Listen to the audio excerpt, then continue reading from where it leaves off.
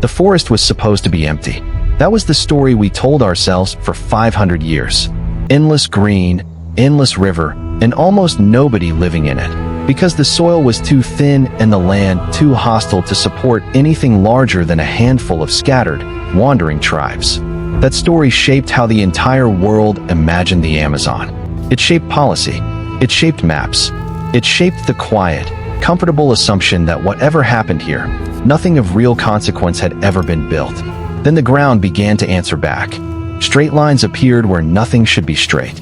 Perfect circles, cut deep into the earth, showed up where the trees had briefly cleared. Roads ran for miles through land supposedly too wild for roads to exist at all. And slowly, patch by patch, region by region, the empty forest myth started collapsing in on itself, because the ground beneath the Amazon had never actually been empty. It had been full. It had been urban. And somehow, almost the entire world managed to forget that it ever was. Let's go back further than the collapse of the myth, because the myth itself has a starting point, and it starts with a lie nobody meant to tell. In 1542, a Spanish expedition led by Francisco de Orellana became the first Europeans to travel the length of the Amazon River. Orellana's own chronicler, a friar named Gaspar de Carvajal, wrote something extraordinary in his journal. He described riverbanks lined with continuous settlements, some stretching for miles, roads leading inland toward what he described as cities, and crowds large enough to fill the horizon on both sides of the water. He wrote about organized farmland. He wrote about pottery so fine it rivaled anything made in Europe at the time. For nearly 400 years, almost nobody believed him. His account was dismissed as fantasy, exaggeration, the kind of tall tale a frightened, exhausted expedition might invent to justify a journey that nearly killed them all. The Amazon they knew by the time serious study began, centuries later, showed no such thing. Small villages, thin soil, scattered clearings swallowed almost immediately by force the moment they were abandoned. Whatever Carvajal had claimed to see, it clearly wasn't there anymore, and to most people, that meant it had never been there in the first place. Here's the detail worth sitting with, because it changes everything that follows. The forest wasn't proof that Carvajal lied. The forest was the weapon that erased the evidence.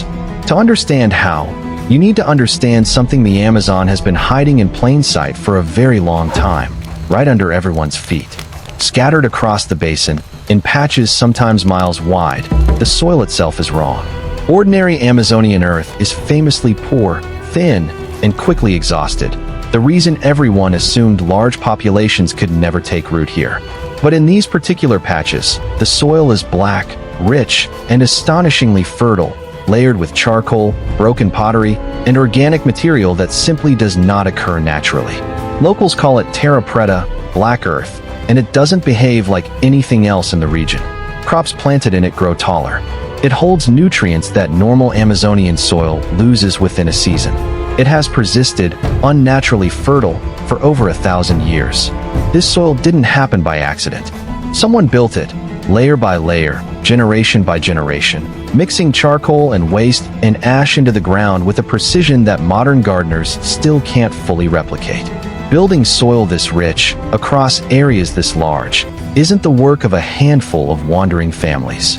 It's the work of a population large enough, organized enough, and settled enough to spend centuries improving land they clearly intended to keep.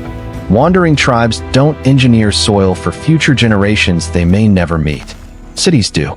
So if the soil was screaming that something large had once stood here, why did it take so long for anyone to actually look? The honest answer is uncomfortable.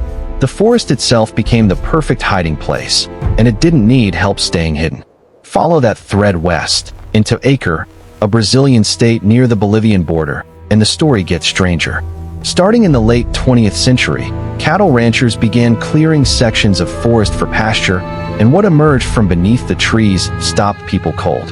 Enormous geometric earthworks, some shaped as perfect squares, others as flawless circles hundreds of meters across, connected by raised causeways cutting through the cleared land in arrow-straight lines. Locals started calling them geoglyphs, and once people knew what to look for, more kept appearing. Hundreds of them, scattered across a region larger than some entire countries, all invisible from the ground, all completely obvious once the tree cover came down. These weren't farms. They weren't villages in any conventional sense. Some were surrounded by deep defensive ditches. Others connected to networks of roads running for kilometers between them. Whatever they were, building them required exact measurement, coordinated labor, and enough surplus population to spend serious time on structures that produced no food at all. This wasn't survival. This was architecture, and it had been sitting under unbroken canopy for the better part of 1,000 years, waiting for someone to finally clear the trees away. Now push north and east into the Xingu River Basin, and the story stops being about earthworks and starts being about entire cities. Deep in the forest, connected by a network of wide, carefully engineered roads, sit the remains of a cluster of settlements archaeologists now group under the name Kahiku. Each settlement was organized around a central plaza. Roads ran arrow straight between them, some wide enough for several people to walk abreast, bordered by deep defensive ditches and wooden palisades. Bridges once crossed the rivers between towns. Orchards, planted deliberately, once ringed the outer edges, blending farmland seamlessly into the surrounding forest in a way that made cultivated land nearly indistinguishable from wild jungle to an outside eye. At its height, this network may have supported tens of thousands of people, spread across a designed, deliberately planned landscape stretching for hundreds of square kilometers. This wasn't a scattered handful of huts. This was something closer to a garden city, urban planning disguised as wilderness, hidden in plain sight by the very design that made it work so well. And here's where the story stops being purely archaeological and starts becoming genuinely strange, because one man built an entire legend chasing exactly this kind of place, decades before anyone had proof it was real. In 1925, a British explorer named Percy Fawcett walked into the Amazon searching for what he called the lost city of Z, convinced, based on old documents and local testimony, that a great civilization once existed deep in this jungle. He believed it fiercely, publicly, and against the ridicule of most of his peers, who considered the entire idea absurd. Fawcett never came back. He, his son, and his son's friend vanished somewhere in the Xingu region, and no confirmed trace of any of them was ever found. For decades afterward, Fawcett's disappearance became the stuff of pure legend, inspiring novels, films, and a wave of doomed expeditions that went looking for him and never returned either. The lost city of Z became a punchline in popular culture, a cautionary tale about obsession and jungle madness, a man who threw his life away chasing something that couldn't possibly exist. Except it turns out he wasn't chasing nothing.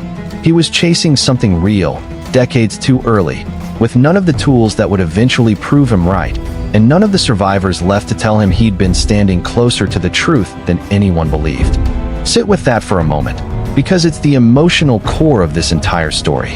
A man died searching for a place that genuinely existed, mocked the entire time for believing in something that was, in the most literal sense, still standing beneath the trees he walked through. So why did it take another century for the rest of the world to catch up to what Fawcett already suspected? The answer isn't really about the forest hiding well. The answer is about what happened to the people who built these cities in the first place, and it's the darkest part of this entire story. When European contact reached the Amazon, it didn't arrive primarily as soldiers or settlers. It arrived first as disease, smallpox, measles, influenza, sweeping ahead of any organized colonization, moving from village to village and city to city along the same trade routes and rivers that had once connected this entire civilization together. Populations with no prior exposure to these illnesses had no defense against them. Some estimates suggest as much as 90% of the Amazon's population may have died within a century of first contact, an almost incomprehensible collapse, unfolding faster than any war, any famine, any single catastrophe in the historical record. Entire cities didn't fall in battle. They simply emptied, generation by generation, as the people who maintained them died faster than anyone could replace them. Roads stopped being cleared. Plazas stopped being swept. Orchards stopped being tended, and the same engineered landscape that once made this civilization thrive quietly, patiently, began reverting to wilderness the moment human hands stopped shaping it. Within a few generations, the forest had reclaimed nearly everything. By the time later explorers, and eventually early European chroniclers, arrived to actually document what remained, most of what they found were descendants living among the ruins of a world their own recent ancestors had built and lost, not evidence of a civilization that had never existed at all. This is precisely why the empty forest myth took hold so easily, and so completely, for so long. Nobody who arrived after the collapse ever saw the Amazon at its peak. They saw the aftermath of a catastrophe so total it looked, to an outside eye, exactly like nothing had ever been there in the first place. Let's push the scale of this even further, because the story doesn't stop at Cajicu or the geoglyphs of Acre. South and west, in the lowlands of modern Bolivia, an entirely separate cluster of societies, now grouped under the name Casarape, built something on a scale that dwarfs almost everything else found in the Amazon basin combined. Enormous earthen platform mounds rise from the landscape, some reaching heights that would have made them visible for miles across otherwise flat terrain. Causeways stretch for dozens of kilometers, connecting settlements the way highways connect modern cities today. Reservoirs and canals, engineered with real hydraulic precision, once managed seasonal flooding across an area covering thousands of square kilometers. For years, all of this sat completely invisible beneath unbroken canopy, until a beam of light, swept slowly across the treetops from above, finally revealed what centuries of ground-level searching never could. The moment that light hit the forest floor and bounced back, an entire hidden urban landscape appeared all at once, plazas and platforms and roads stretching in every direction, precise enough to map, extensive enough to rewrite the entire scale of what the Amazon had once contained. What had taken lifetimes of walking, cutting, and guessing to piece together from the ground was suddenly laid bare in a single sweep from above, and it was larger, more organized, and more deliberately engineered than almost anyone studying the region had dared to publicly claim. This changes the entire shape of the story, and it's worth sitting with exactly how much it changes. This wasn't one lost city, hidden in one lucky patch of jungle. This was a distributed network of societies, spanning thousands of kilometers, each independently discovering how to engineer land the rest of the world had written off as unusable, each eventually falling to the same invisible catastrophe, and each disappearing so completely beneath the regrowth that their existence had to be rediscovered piece by scattered piece, region by region, across nearly a century of disbelief. Here's the part that should genuinely unsettle you, because it isn't really about the Amazon at all.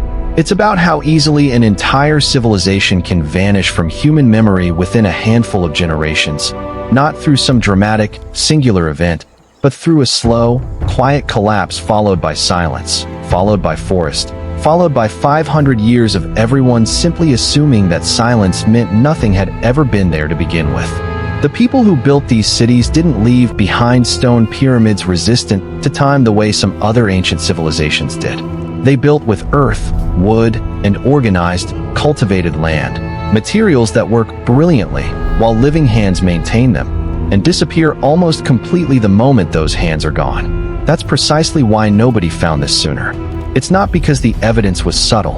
Geoglyphs hundreds of meters wide aren't subtle. Soil engineered across entire regions isn't subtle. Networks of roads spanning hundreds of kilometers aren't subtle either. The evidence was always there. What was missing wasn't proof. What was missing was the willingness to imagine that something this advanced could have existed somewhere everyone had already decided, in advance, could never have supported it. And that raises an uncomfortable question worth sitting with long after this video ends. If an urban civilization capable of engineering entire regions of fertile soil, building road networks spanning hundreds of kilometers, and supporting tens of thousands of people could vanish so completely that the rest of the world spent 500 years insisting it never existed at all, what does that actually say about the reliability of empty as a description of anywhere?